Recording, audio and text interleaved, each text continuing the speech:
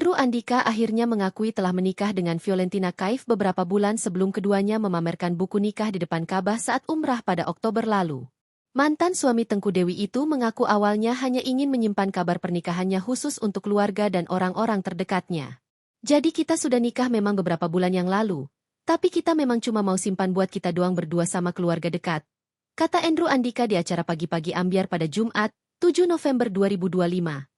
Sebelum memutuskan menikah, Andrew mulanya ingin lebih dulu umrah bersama wanita yang kini menjadi istrinya tersebut. Namun agar menghindari fitnah, ia akhirnya memutuskan untuk menikahi Fiolentina Kaif agar bisa umrah bersama setelah sah menjadi suami istri.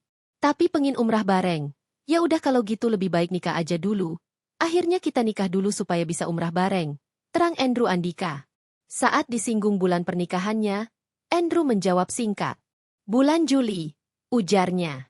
Setelah mengumumkan pernikahannya ke publik, ayah dua anak itu kini mengaku merasa lebih lega.